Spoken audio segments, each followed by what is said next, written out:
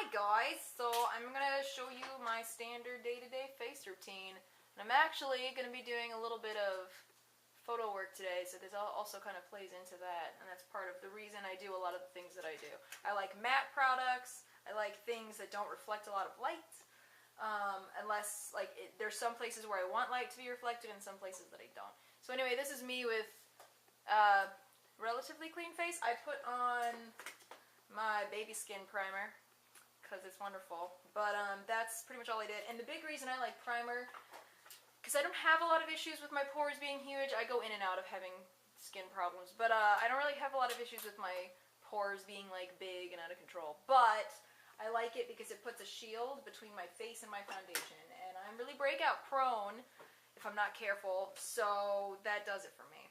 Let's see here. I'm going to use the Clinique Superbalanced makeup, and what is my shade? 27 Alabaster. This stuff is fantastic.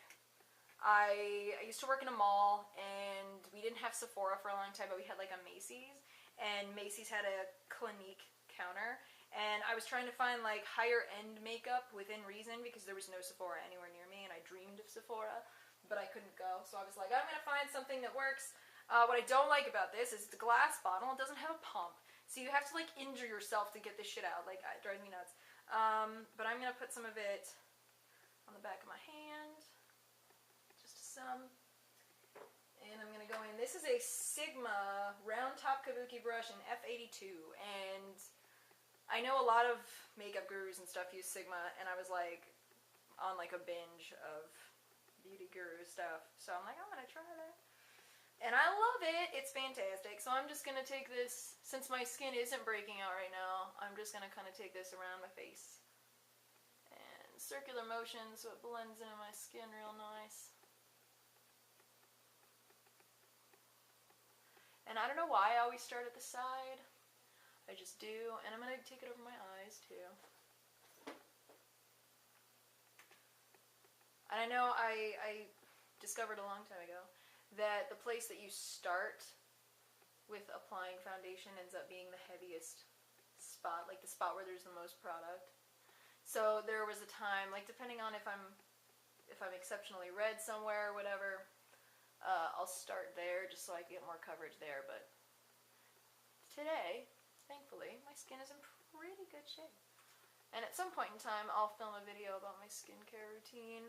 And considering, like, I have combination skin, sometimes it's dry in some places. Normally it's dry around my nose and, like, in here.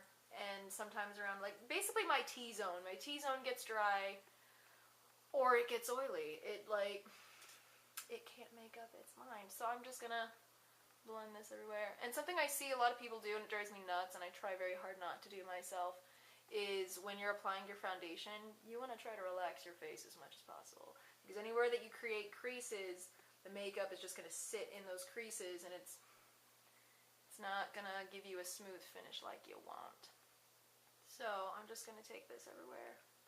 Haven't covered this eye yet. Why? And I have a little bit left on my hand. I'm just going to take that off, and I'm going to blend that onto my jaw and down my neck.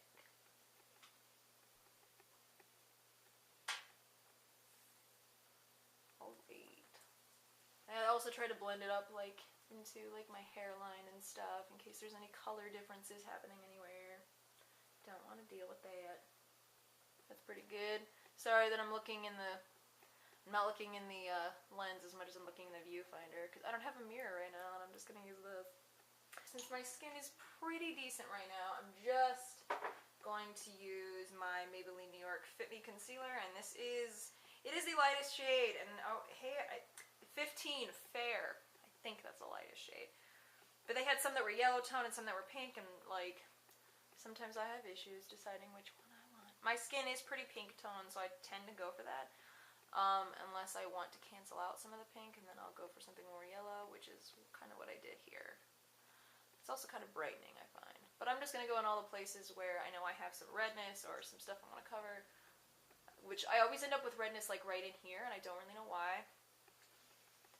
Always been a thing for me, like little blotchy redness. So I'm gonna put some there. And I guess I also kind of use this part as a highlight, like a more natural looking highlight. once again, since my skin isn't terrible today, I'm going to go in with my Sigma brush again, and I'm going to blend that out with that. And I find that if I pull down around my eyes rather than swipe back and forth, it's a better look. And it's less likely to get into the creases under my eyes. So I'm just going to do that. And if there's excess product, because I always use too much, I just pull it down a bit further. Go ahead and blend that out too. I kind of stipple it more than anything.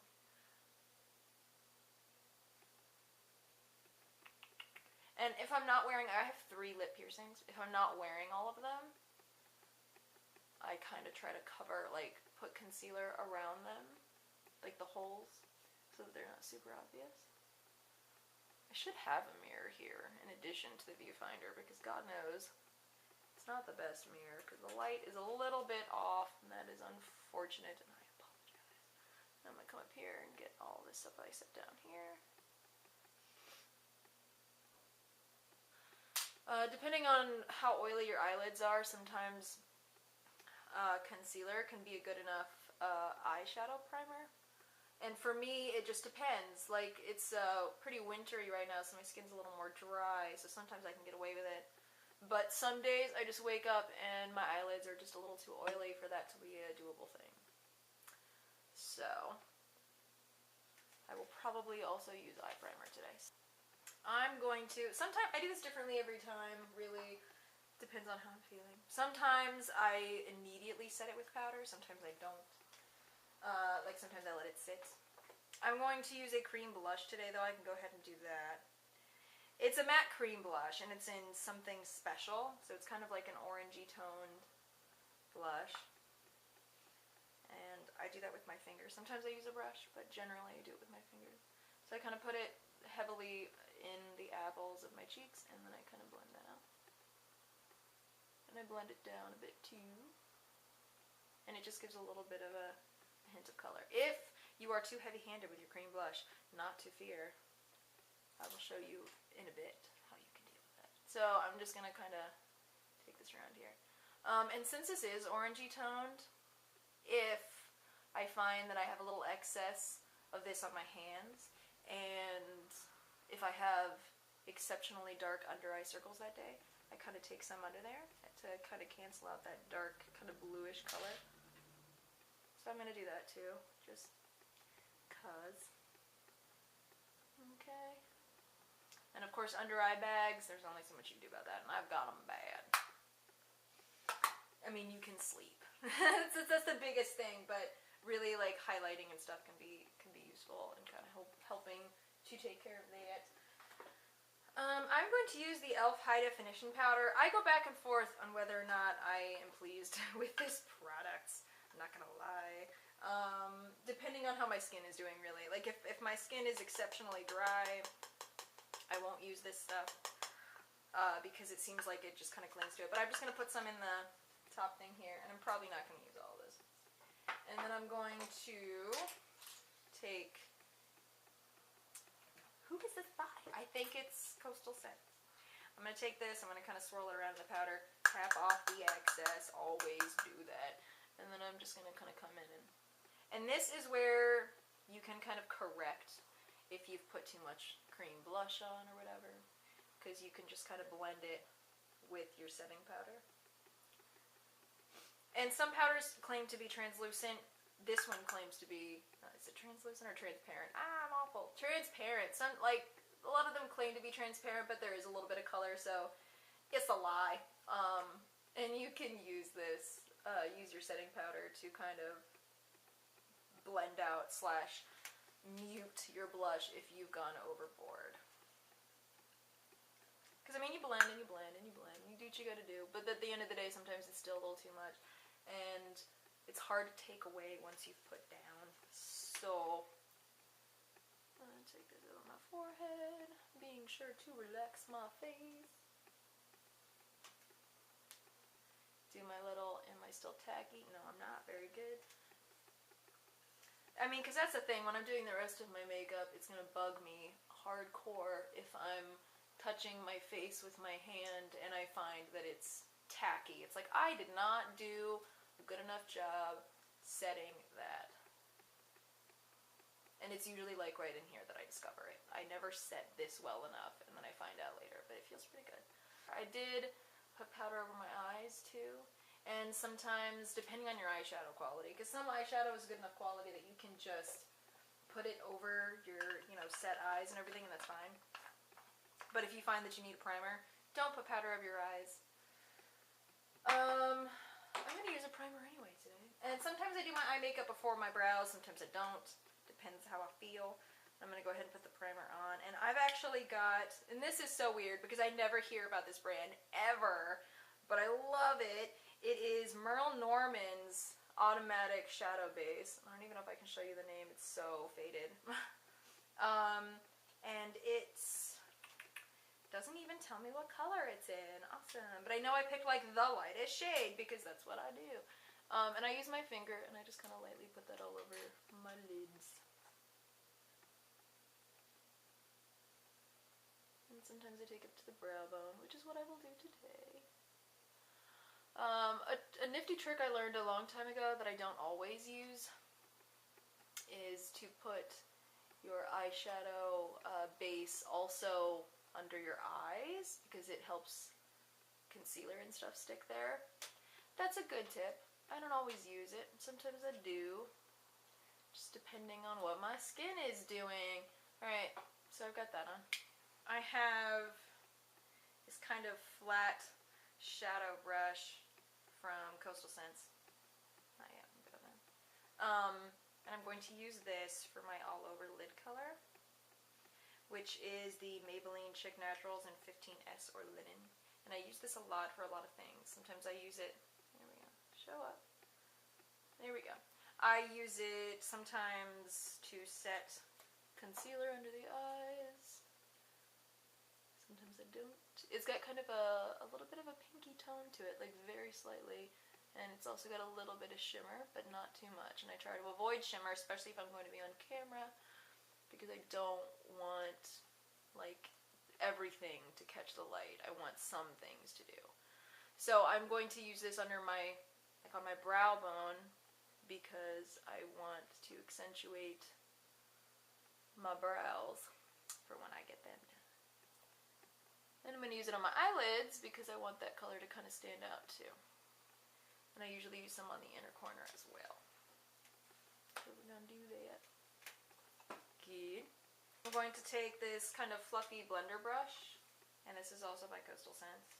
It's like one of their like starter kits, and it came with a case and everything, but I used that stuff so much that I killed the case. I killed it. It's dead now. I had to get rid of it. Totally dead. And I'm using the Naked palette by Urban Decay. Oh god. Which I've also owned for too long. And I'm going to go in with the color Naked, which is the third one from the beginning. Ooh, look at the camera. There it is. Alright. I'm going to go in with that. And this is just going to be my kind of crease color. Hey, I have a mirror now. I can use this and not look at the viewfinder. Awesome. And I'm just going to put that in the crease and blend the crap out of it. And also end up with stuff on my face. Get off, get off. I'm going to blend that into the crease. Really good. See that? Yeah. And I'm going to blend it up towards my brow bone just so there's like more of a gradient effect and not like a harsh line. Like so. And of course I look at the camera and it looks like it's super harsh anyway, but whatever, it's not. I'm going to do the same thing on the other side. Honestly, I always end up with one eye slightly different than the other, and it's reasonable that I would, and it's reasonable that a lot of people would, because your eyes aren't exactly the same. So doing the same exact motions on this side is not going to give me the same results on this side. It's just the way it is. Science, people. Don't feel bad if you have a hard time getting your eyes to match. It's natural. It makes sense. Alright, so there we go with that. Alright. So that's a good base. Sometimes I just go with that, put on some liner, and I'm good to go. Well, my brow. So this is a flat kind of eyeshadow brush, also by Coastal Scents. I use the crap out of these brushes still. It's amazing how much use I've gotten out of them. It definitely got my money's worth. I think the whole pack of them was like 20 bucks or something, I think. Sorry if I'm wrong, but I think that's what it was, and it's ridiculous how much use I've gotten out of them. But I have a paper towel here, so if I have a brush that already has product on it, because that's a thing, I just kind of try to wipe it off on that. Though I'm also guilty of wiping it off on my jeans or whatever pants I happen to be wearing at the time. Very unprofessional, whatever. Alright, so I'm going to go in now with Buck, which is basically... I use the crap out of the matte shades in this. I wish there were more mattes. And I know some of the other makeup palettes have more mattes, but not enough for me. I'm going to go in with Buck. Someone's going to tell me, you should just get Naked Basics. I should, but I'm cheap, and I don't want to, but I also want to, and someday I'll just do it. Alright, so I'm going to go in with this, and I'm going to start, I'm going to kind of place it on the outer corner and kind of take it in a little bit, kind of take it down towards the, kind of try to drag it in, do some of the blending for myself now so that it's not such a pain later. But I'm just kind of going in like a V-like shape, and then I will blend that out. I'm going to do that on the other side really quick too. Coming in with that blender brush again. And it's okay that it still has a little bit of the Naked color on it, because I'm blending it anyway with this color, so that's totally okay. So I'm going to blend it in so that there's nice seamless kind of gradient effect here. Blend it in that way too. And if you find that you cover up your base lid color a little bit doing this, that's okay. You can reapply the base lid color when you're done if you want it to stand out a little bit more. Take a look. Yeah, it's always kind of good to kind of step back and take a look at what you're doing and make sure that you're at least kind of matchy. And I find that I want a little more Buck on this side, so I'm going to take a little more with my blender brush. And I'm just going to kind of set and blend it a little bit. And we're looking pretty good. Alright, so now I'm going to reapply some of my base color right on the center of my lid there. Alright, so there's the basic eyeshadow look that we're going so far. It's pretty natural, pretty normal. I do this kind of look for shoots all the time.